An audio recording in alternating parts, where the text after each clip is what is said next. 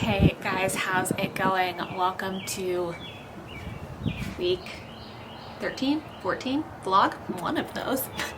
My name is Brooke. This is Seed to Plate channel. My weekly vlogs are where I just catalog all of my gardening adventures for the week. So this week we have a lot of like loose ends to tie up. So like mulching my tomato bed, that's on deck for this week. Fertilizing my garlic bed is on deck for this week, and what we're gonna do right now is direct sow some peppers. So my boyfriend got very interested in doing Jamaican jerk chicken on the smoker, and Jamaican jerk chicken is extremely dependent on this ingredient. These are Scotch bonnet peppers, which are considered extra super hot. I don't really do super hot peppers, but I can appreciate a hot pepper in like a marinade or a sauce. So this planting was at the request of my boyfriend. So we're gonna grow some Scotch bonnet peppers. We're in the first week of April right now, so it's a little late. I have a really long growing season and a really hot growing season. It's probably gonna be still 90 degrees pretty regularly through the end of September, which is like 6 months away. So it is not too late to direct sow seeds. I'll just get them a little later than the rest of my peppers. And I decided to go ahead and direct sow them today because we're gonna have a really unseasonably warm week. It's gonna be like 80, 90 degrees regularly. So that is actually going to help these seeds germinate since they are gonna be direct sown. So I have Scotch bonnet peppers, and then I also have mild hatch green chilies. I grew these last year from a started plant that I bought, and we just really enjoyed them. They were really good in like egg scrambles and omelets. I also have a recipe for hatch green chili chicken, which is like one of those like super easy crockpot recipes that my mom made for us growing up. So yeah, these peppers are from a new seed company that I've never used before called Sandia Seed Company. They're out of New Mexico, which I have family that lives in New Mexico, and they're like known for their peppers. So pretty excited. We have 2 pots that we're gonna direct sow in. One of them is a grow bag and one of them is a terracotta pot. So yeah, we will see how they do, and I will show you how I direct sow peppers. One piece of advice I got about direct sowing was from an elderly plot neighbor that I have. Her name is Shuli. She barely speaks English. She is like one of my favorite people ever. She gives extremely sage gardening advice, sometimes translated through whoever's there to translate for her. And one time she told me through a translator, she saw me digging seeds into the ground. And she says, well, plants don't dig for their own seeds, they just drop them. And I call them wisdom bombs. She drops these wisdom bombs on me. And I was like, oh, yeah, you're right. So that kind of changed the way I think about sowing seeds.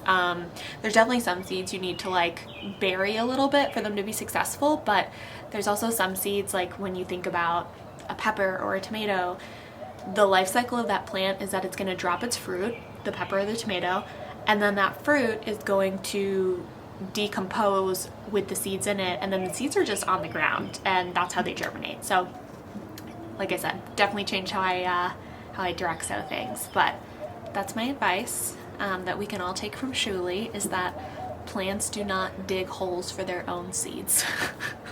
This is where we're gonna put the Scotch bonnets. This grow bag has been filled with just an organic outdoor potting mix. I find that an organic outdoor potting mix does better for grow bags because it retains more moisture. So we're going to open this. I'm just going to like literally move a little bit of dirt. Here are the seeds. I'm just gonna drop it onto the surface and like barely cover it. And we'll see which seed germinates. Hopefully one of them germinates.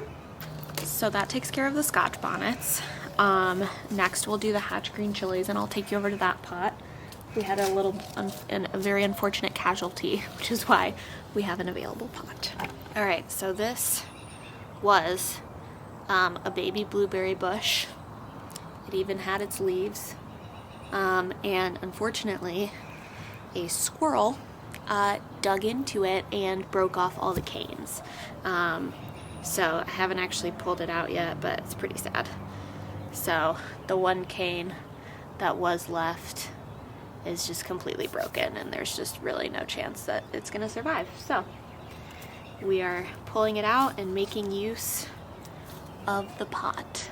I had gotten a little bit lazy about sprinkling cayenne pepper in my beds, which cayenne pepper is the only thing that I have found that keeps out the squirrels. They hate the way that it smells. So that was an unfortunate moment when I came out and saw that. I mean, they've dug up a couple of my onions.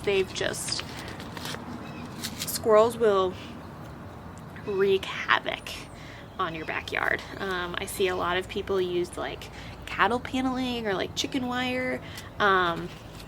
This is probably like a stupid vanity thing, but like I just didn't want my garden to have all this like chicken wire and everything on top of it.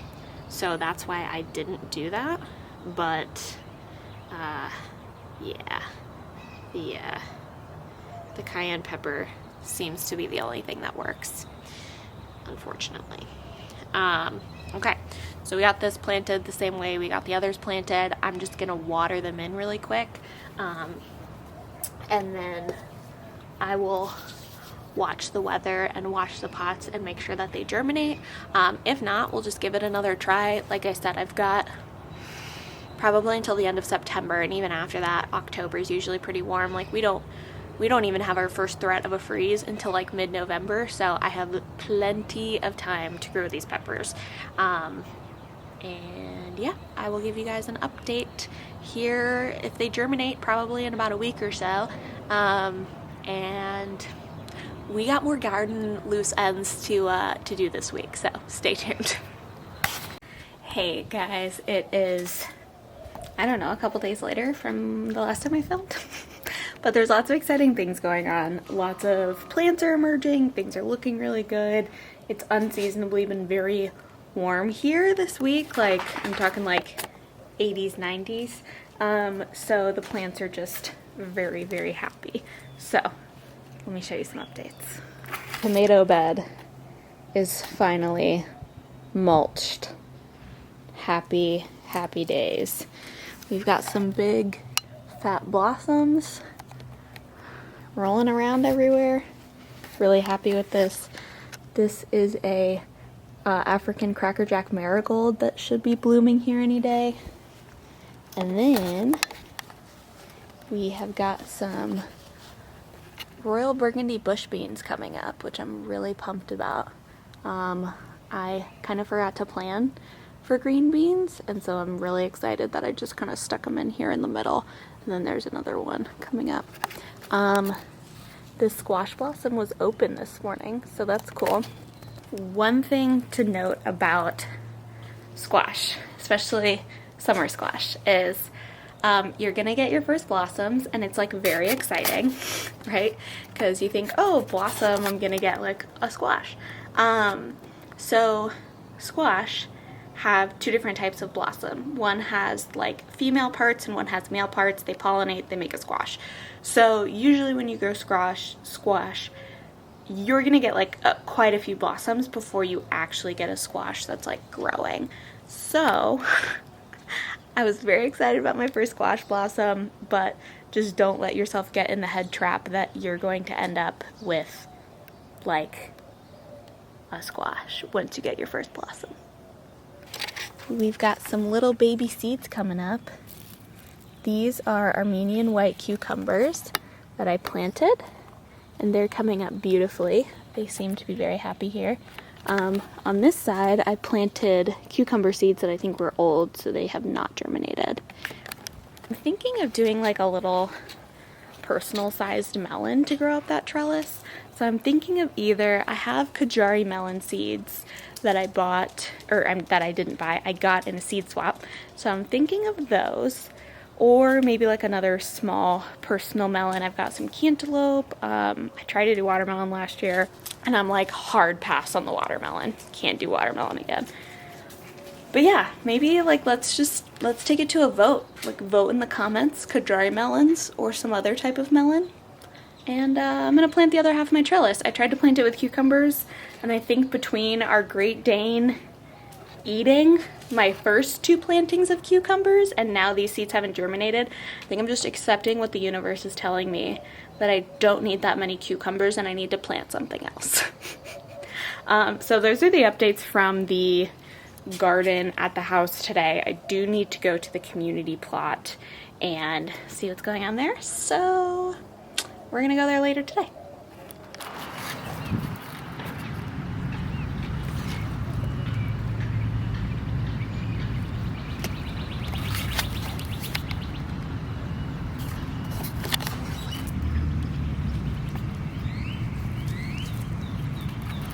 All right, y'all. We've got our first pepper and our first tomatillos, and it is hot out here. Holy moly. I'm gonna do a little bit of tomato pruning, and I think I'm gonna come back to Direxo some of these peppers because it is nasty out here. I mean, it's humid, it's like 90 degrees, but these peppers are looking very happy. Good morning, y'all. I am here at the house, at the garden, and today's watering day here, and so I thought I'd talk to you about watering while I do it, just to give myself something to do while I water. I do use an expandable hose. A lot of people talk a lot of garbage about these hoses, but personally I love them. I think they're great, especially because of the fact that I have a backyard garden. So this hose is long enough for me to start at one corner and keep going. Let's talk about hand watering. So it's a lot of work to like water your garden, especially if you have a big garden. It's a lot of work to water it by hand. However,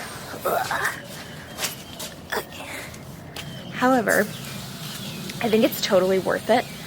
Because it allows you to like really get a good look at your plants. Like, you know, has a caterpillar been eating them? Or, you know, does something, like in the case of tomatoes, do you have some like suckers that you need to pull really quick? It kind of just helps me make mental notes about the garden and what needs to happen.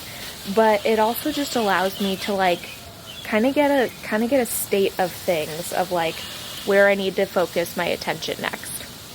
I mean, I'm sure if the day comes where I have a massively huge garden, you know, obviously I'll invest in some kind of like drip irrigation or soaker hoses or whatever. And I think that's what, when you like start learning about gardening, that's what a lot of like big gardening YouTubers do, which is great.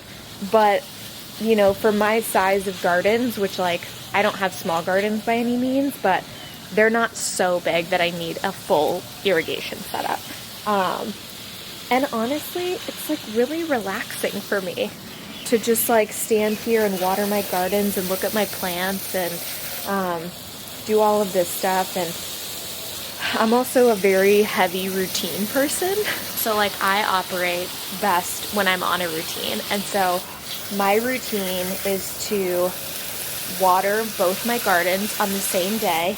Because then it doesn't feel overwhelming. I'm just like, okay, I know today I'm probably going to spend, you know, between both gardens, I am likely going to spend at least an hour or two watering, especially because like with tomatoes, which is what I'm watering right now, especially with tomatoes, you want to, hey buddy, you want to come say hi? You want to water them really deeply. I water my tomatoes really deeply every few days, and I let them dry out, and that seems to work the best for them. So that means I'm like watering them, like sitting here for like a couple minutes per plant.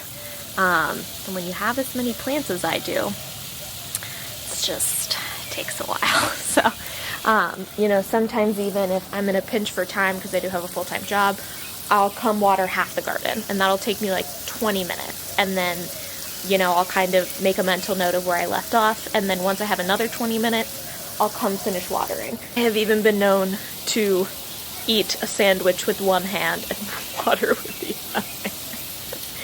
And granted, I do work from home, so that certainly makes things a lot easier. But actually the reason I chose my community garden initially when I had my plot was because I was working downtown, and it was close, and so I would literally stop there. It was truly a 3-minute drive away from my office downtown. I would stop there and water, and it's such a decompression. I find watering my plants to be like one of my favorite things to do in the garden. Because you just feel like, maybe it's like a weird power trip, but you just feel like you're giving them life and like you're taking care of them. So yeah, that's why I water by hand. I will probably water by hand until like I physically can't anymore because I have too much growing. Or maybe I'll just always water by hand and not expand my garden. Yeah, right.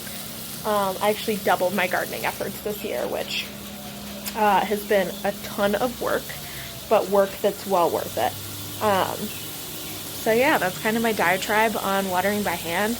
I also just, when I do water by hand, the tomatoes, the mulch is there to keep the moisture in, but also you want to make sure you're really getting the root ball, and you want to try and keep as much moisture off the leaves as possible. I mean, ultimately, like, you're going to get moisture on the leaves. One of my other garden plot members, her name is Shuli. She's like the nicest woman ever.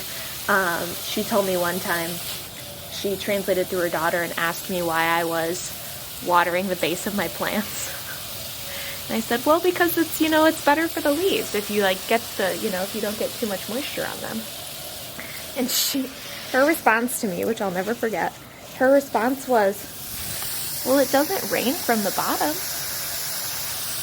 So what she was trying to say was, why would you do that? When it rains, which is how nature works, it rains from the top and the leaves get wet. And I was like, you know what, Shuli, you got me again.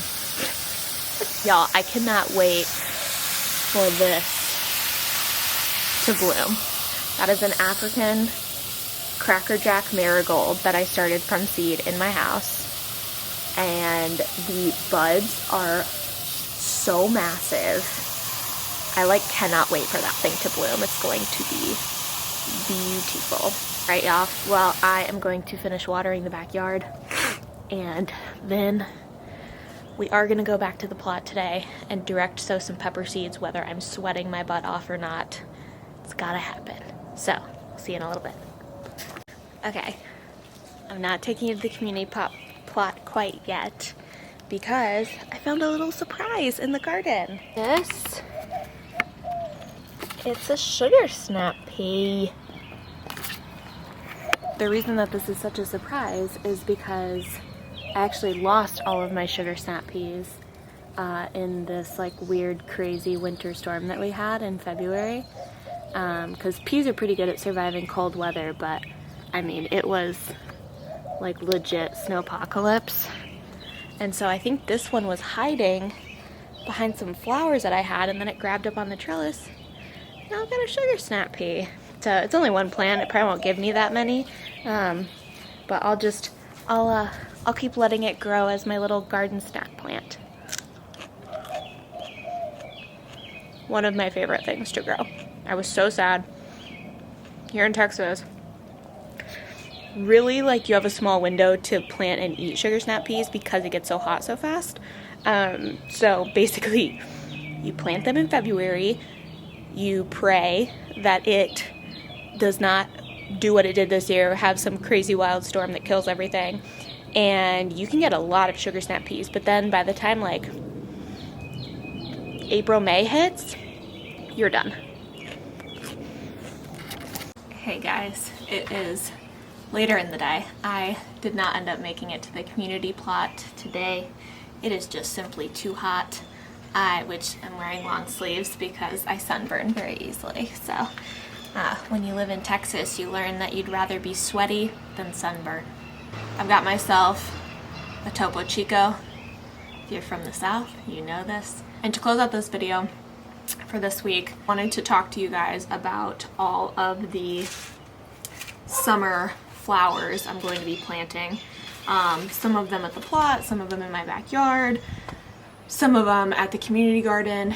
So, I guess I'll just start with, I learned a lesson last year that sunflowers are very beautiful, but I had major issues planting them in my vegetable garden because they attract bugs, which is great. They attract lots of bees and birds, and they're definitely a big wildlife attractor. However, one bug that they attracted a lot of that I did not like was this like ugly, big, brown, hard-bodied like stink bug, and it chose my sunflowers to like lay eggs, and then there were like these little stink bugs everywhere, and they were like aggressive, like they would like fly at your face. So I have committed to not planting any more sunflowers in close proximity to my vegetables. They'll also, it was getting to a point where they would land on my tomatoes and like suck the juice out of them. And obviously that was not a good thing. So I still wanted to plant sunflowers because last year I remember calling my mom when I saw my first sunflower like open. I was like, Mom, I grew sunshine. And she just laughed and she was like, okay, honey. So I'm still planting sunflowers, and I'm actually gonna do a video that's gonna be a time lapse, so I won't have the video for a long time. But I talked to our site manager at the community garden, and we picked a place away from all of the garden of vegetable plots, and I'm actually gonna plant a sunflower wall, and then my intention is to do like little photo shoots for everybody to have some nice, you know, family photos in front of all these beautiful sunflowers. So that is going to be the plan. I planted some of these sunflowers in my front yard just to have something fun and shiny to look at from the street. So the sunflowers that I'm growing this year are Lemon Queen. These are from Baker Creek. So these are going to be like super pollinator. They have the big chocolate centers in them, but they also have the big yellow petals. So I'm growing these. These get tall. These end up being like 6, 7, 8 feet tall. And then those ones are new to me. I did not grow those last year. The large mammoth gray, these are also really great. I did grow these last year. Mine got, I want to say they were 9 or 10 feet tall. They were huge, and I loved them with every fiber of my being. And so some shorter varieties. This is a new one to me. This is called Evening Sun. It's a really pretty red petaled flower. Really excited about this one. These are firecracker sunflowers, and I loved these last year. I wish I would have cut more of them, and actually somebody else at my community garden also loved them because I was leaving them to dry out once they were dead, and then I kind of forgot about them because I was going to save the seeds, and then somebody came through and actually snipped all the dead heads off of them. They didn't take all of them, so there were still some for me if I wanted them, but it was kind of funny. So somebody was appreciating them from afar and decided to take some for themselves, which is totally fine with me. I'm happy that they are going to have pretty sunflowers. And then this one I tried to grow in the fall, and I just don't think that I didn't really know what I was doing in terms of planting flower seeds. Flower seeds are like, you do not have to plant them very deep. Most of the time, if you like sprinkle them, that usually tends to do the trick. So these are called teddy bear sunflowers. These are also from Baker Creek. So I think I'm going to grab a couple more packets of sunflowers to do the sunflower wall at the community garden because I want that to look nice and full. But that covers all of the sunflowers that I will be growing this year. Some flowers that I would also stick into the herb family One of them is chamomile, and chamomile will resow itself. Chamomile is interesting because they need to be kept moist while they germinate, which is obviously kind of hard, and you literally just like sprinkle them on top of the soil. So I tried to start some of these inside, which they germinated great. I planted them out, and then that freaking squirrel in my backyard dug up every single transplant, and by the time I got out here in the morning, they were completely dried out. They're pretty tender at first, so I would say if you plant chamomile and you have a squirrel problem, I would heavily advise sprinkling some cayenne pepper on the area that you planted so that you don't lose your chamomile. But I will be planting some more of this both at the community plot, and I've got to figure out somewhere in my backyard to put more chamomile, because that was one thing I didn't really get to do last year with my chamomile, was actually make chamomile tea, fresh chamomile tea, so I intend on doing that this year. And then the other one is, there's two ways to say it. You can either say barrage or borage. I don't want to hear from any of you on how I say this, but this is barrage. Now this you want to be careful with. And the only reason I say that is because once you plant barrage, you will have barrage forever. It self-sows everywhere. However, the bees love this stuff. I mean, bees love this stuff. So if you're really trying to attract pollinators, barrage is a really great way to go. Just know that it very much reseeds itself. I wouldn't say like invasively, but it will reseed. And actually these little flowers that it produces taste like cucumber. So those are pretty fun. So those I would consider like edible flowers. Well, and actually I guess these are too. I just wouldn't consider these an herb. These are nasturtiums, and nasturtiums are beautiful flowers. They are supposed to have kind of like a peppery flavor. This is a Fiesta blend, but you can find all different kinds of nasturtiums. They're freaking everywhere. So nasturtiums are really great. My boyfriend called them, when I grew my Alaska red shade nasturtiums that are out in the garden right now, he called them alien flowers, because the leaves look like these big lily pad type, like, but they're just real deep green and they're round, and I guess they do kind of look like a UFO leaf. Okay, so another really popular type of flower to grow, especially for beginners, are zinnias. Zinnias are super easy, super heat resistant. They're really great flowers to grow. I grew my first zinnias, well, I guess technically last spring. They were a candy cane zinnia that I just saw when I was ordering seeds and decided I had to have them. And so that's how I got into zinnias, and they're just really fun. They're a super easy flower to grow. And so I expanded my zinnia growing this year. These are canary bird zinnias, which there's no photo, but they're this really beautiful yellow color, like not, I don't know how to describe it. I'll like insert a photo here of what they look like. They grew amazing for me in the fall, and they were just really, really beautiful. And then these are El Dorado zinnias, so they're like this nice deep orange color. And then we have meteor zinnias. These are big, these are massive. I mean, they're like zinnias that are like the size of a small pancake. And they're just really full, so those are really great to grow in the fall. Illumination zinnias are new to me, so I'm really excited to grow these. And then this lovely packet of seeds I found at a random garden center that I went to in Ohio with my mom and my sister and my sister's fiance.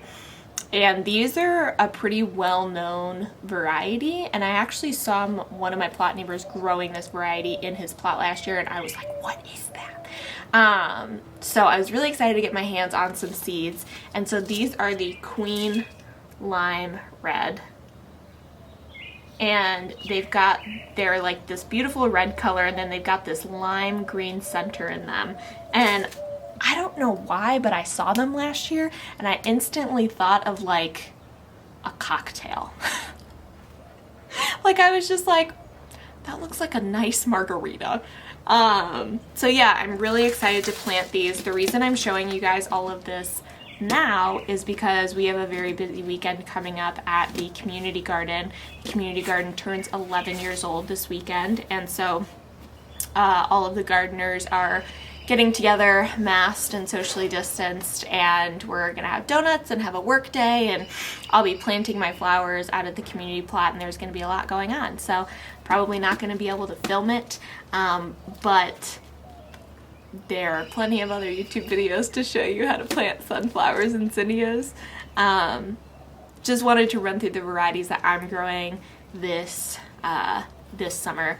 Flowers were not something that I really intended on getting into, but I got so much joy out of growing flowers last year, and I didn't even grow that many. I think I grew like one type of zinnia, and like, so I just didn't really expect to get into flowers, and it really surprised me how much I ended up like loving them.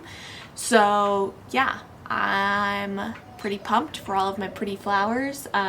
Flowers and vegetables are something that have an extremely like symbiotic relationship. So in a lot of cases with fruiting plants, you need pollinators to actually pollinate your stuff. I'm actually a smidge worried about my tomatoes back here in the backyard, because we don't have as many pollinators as we do at the community garden.